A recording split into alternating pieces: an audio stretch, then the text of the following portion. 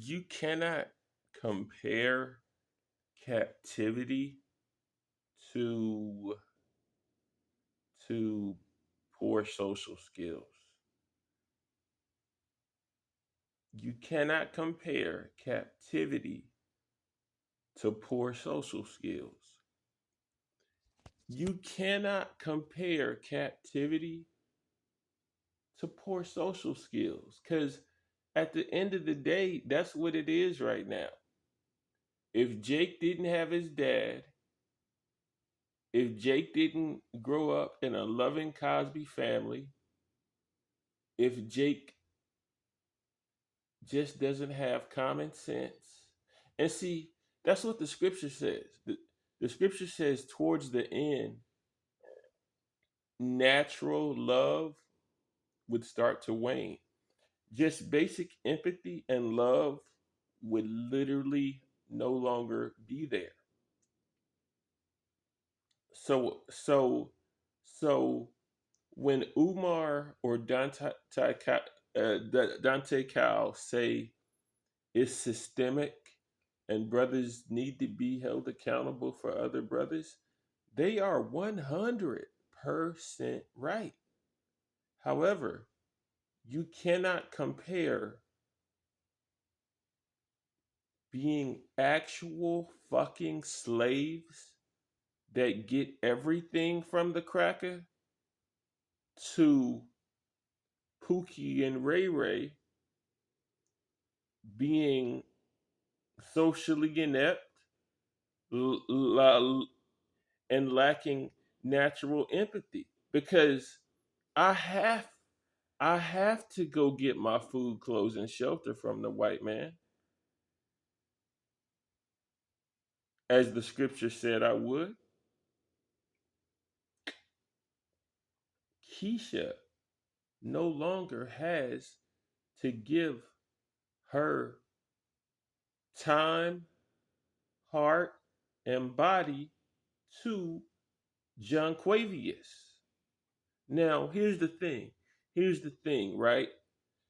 The scripture says that a woman's interest shall be her husband, meaning it is the most natural, strongest, well, I won't say strongest, but it is a very strong natural urge for a woman to want a man, for a woman to want a partner, for a woman to want a husband, for a black woman to want a black man. That is the most natural thing in the world, right? But check this out. You don't have to get with a fool. You do not have to get with a goddamn fool, right? All right? So the slavery analogy, it just doesn't work, bro. It just doesn't work. It just does not work, you know? Um Now, it's so funny. There's a lot of you know what, I'm not even gonna go there. But yeah, man, I like Deante Kyle. He's a cool dude, man, but you cannot compare uh ain't shit niggas to fucking slaveholders, right? Especially in this hour when when women of all races are supposedly more liberal and empowered than ever, you know? And it's interesting because Big Mama, Grandmama, and them classic matriarchs, they were the epitome of strength, but they also knew not to play with niggas. They also knew to carry themselves a certain way, to dress a certain way, to not say certain shit, to not engage random niggas.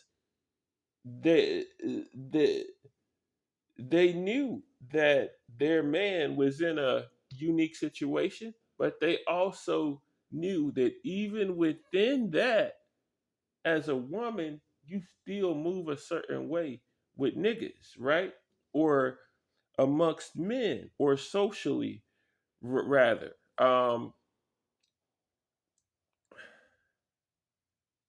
Gil Scott Heron, he once said, black women are strong.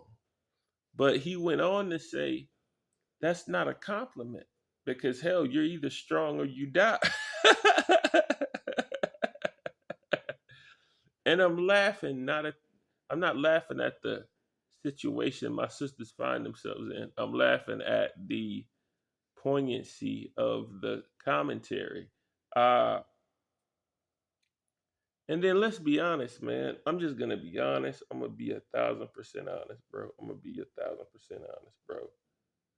Uh a lot of sisters ain't scared of no nigga, man. Uh, like, like, like, like, uh, that was one of Deante's points. Almost this fear dynamic between the black man and the black woman. No, sisters are not afraid of niggas. He could be referring to, uh, sister goes to club and some drunk asshole or some guy who can't take rejection ends up offending her. I'm gonna be honest, bro. I'm not gonna say that those are one offs, but I'll say you need to know the crowd you're hanging out at. You need to know the crowd you're hanging out at. Guys of all races are assholes upon rejection at the bar slash nightclub. So, uh, like I said, it's a hell of a reach to say sisters fear brothers the way brothers fear the devil. It's two different things, bro. Um, however, there is a however. Like I said, Dante and Umar, they are absolutely right when they say that brothers are in fact or should be held accountable for other brothers, man. And I can't dispute that, man. I can't dispute that, not at all, man.